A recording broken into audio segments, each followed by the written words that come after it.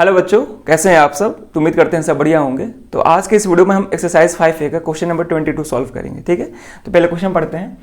Question है, is 184 a term of the AP 3, 7, 11, 15 and so on. ठीक है, हमें ये बताना है कि क्या 184 इस एपी का कोई टर्म होगा या नहीं होगा। ठीक है, जैसे अगर हम आपसे पूछते हैं कि इस एपी में कौन कौन से टर्म है, तो यहाँ पे 3 है, 7 है, 11 है, 15 है। जस्ट वैसे ही हमें ये बताना है कि इस एपी के सीक्वेंस में 184 एज अ टर्म होगा या नहीं होगा। ठीक है, जैसे फॉर एग्जांपल यहां पर अगर हम बोलते हैं कि फर्स्ट टर्म क्या है 3 है, सेकंड टर्म क्या है 7 है, थर्ड टर्म क्या है 11 है।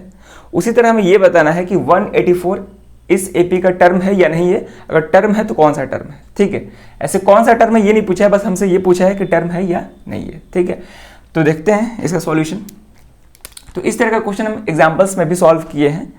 तो देखिए, अगर कोई नंबर हमसे क्वेश्चन में अगर कोई नंबर दे और पूछे कि वो एपी का टर्म है या नहीं है, तो उस केस में क्या करते हैं कि गिवन नंबर का हम टर्म नंबर फाइंड करते हैं, यानी कि n का वैल्यू फाइंड करते हैं। ठीक है, अगर n का वैल्यू नेचुरल नंबर आ गया तो गिवन नंबर एपी का टर्म होगा। अगर नेचुरल नंबर के अलावा कोई दूसरा नंबर आ रहा है, जैसे फ्रैक्शन में आ रहा है, डेसिमल में आ रहा है, नेगेटिव नंबर आ रहा है, तो उस केस में जो भी नंबर दिया है वो एपी का टर्म नहीं होगा। ठीक है, तो देखते हैं इसका सॉल्यूशन। देखिए, एपी क्या गिवन है, तो गिवन एपी यहां पे दिया हुआ है 3, 7, 11, 15 एंड सो ऑन। ठीक है, एक इनफिनाइट एपी है। इसका फर्स्ट टर्म 3 है, कॉमन डिफरेंस 7 माइनस 3 4 है। ठीक है, चलिए अब ध्यान से समझेंगे। हमें पता करना है कि 184 इसका टर्म है या नहीं है। तो उस केस में हम क्या करते हैं कि पहले हम ये एज्यूम करते हैं, ये मान लेते हैं कि 184 गिवन एपी का कोई टर्म है। पहले हम ये एज्यूम करके चलते हैं कि गिवन नंबर एपी का कोई टर्म है। अब कोई टर्म है मतलब इन जनरल nth टर्म है। ठीक है, तो पहले हम मान के चलते हैं कि गिवन नंबर एपी का nth टर्म है। उसके बाद सॉल्व करते हैं, n का वैल्यू फाइंड करते हैं, उसके बाद चेक करते हैं कि n का वैल्यू क्या आ रहा है।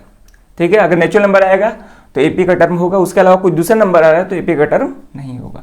तो यहां पे हम पहले एज्यूम करेंगे, तो लिखेंगे let Tn is equal to 184 nth term. General term formula लगाएंगे, a plus n minus 1 into D is equal to 184। First term 3 है, प्लस n का वैल्यू फाइंड करना है, कॉमन डिफरेंस 4 है, इज इक्वल टू 184। इसको सॉल्व करेंगे तो ये हो जाएगा n minus 1 into 4 is equal to 184 minus 3 181 आ जाएगा। n minus 1 is equal to 181, ये मल्टीप्लिकेशन में जाकर डिवीजन हो जाएगा। क्लियर है। अब हमें n का वैल्यू फाइंड करना है, तो n is equal to 181 divide by 4, minus 1 इधर आएगा तो क्या हो जाएगा प्लस 1। इसको फर्दर सॉल्व करेंगे तो देखिए 181 को 4 से डिवाइड करेंगे तो ये हो जाएगा 4 4 जा 16। ठीक है, ये 5 मतलब 45.25 आएगा प्लस 1, यानी कि 46.25। तो यहाँ पे जो n का वैल्यू आ रहा है वो एक डेसिमल आ रहा है, या फिर बोल सकते हैं फ्रैक्शन में आ रहा है।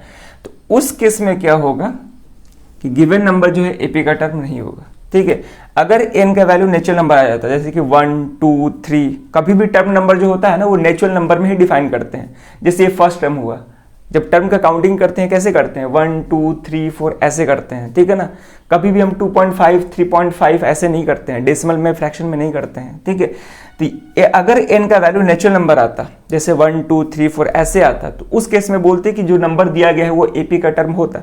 लेकिन यहाँ पे जब हम सॉल्व किए तो n का वैल्यू डेसिमल में आ रहा है। ठीक है, तो इस केस में जो गिवन नंबर है वो एपी का टर्म नहीं होगा। तो लिखेंगे कि since the value of n is in fraction या डेसिमल, जो भी बोल सकते हैं। ठीक है, तो therefore given number is not the term of given AP। ठीक है, AP का टर्म नहीं होगा। तो इस तरह से क्वेश्चन को सॉल्व करना था। बढ़िया क्वेश्चन है और इस तरह का क्वेश्चन एग्जाम में पूछता भी है। ठीक है ना, तो अगर आपका कंसेप्ट क्लियर है तो इस तरह का क्वेश्चन आप आसानी से सॉल्व कर सकते हैं। ठीक है ना, सिंपली हमें ये पता करना था कि 184 इसका टर्म होगा कि नहीं होगा। क्वेश्चन समझ में आया होगा। ठीक है ना, अगर जैसे हम बोलते हैं कि बताइए क्या 10 इस एपी का टर्म है। तो यहाँ पे तो आप देख के बता सकते हैं कि 10 एपी का टर्म नहीं है इस एपी का। क्यों? क्योंकि 7 के बाद जस्ट 11 आ रहा है, ठीक है। बीच के नंबर्स कुछ नहीं दिए गए हैं, जैसे 8, 9, 10 नहीं है, जस्ट 11 आ रहा है। उसी तरह 13 भी इस एपी का टर्म नहीं है, क्योंकि 11 के बाद जस्ट 15 आ रहा है।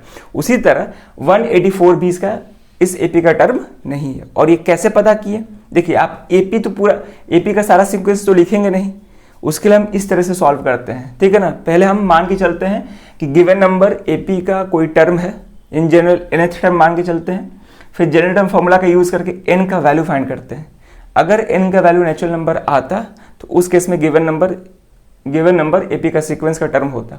लेकिन यहाँ पे n का वैल्यू डेसिमल आ रहा है, तो इसीलिए एपी का टर्म नहीं होगा, ठीक है ना। तो बढ़िया क्वेश्चन था और इसी तरह क्वेश्चन को सॉल्व करना था। और अगर वीडियो पसंद है जरूर उसको लाइक करिए, हाइप करिए और क्वेश्चंस को प्रैक्टिस करते रहिए, ठीक है ना। कहीं भी कोई दिक्कत है जरूर उसको कमेंट करिएगा। इस वीडियो में ये क्वेश्चन रखते हैं, अब मिलते हैं नेक्स्ट वीडियो में नए क्वेश्चन के साथ। Thank you.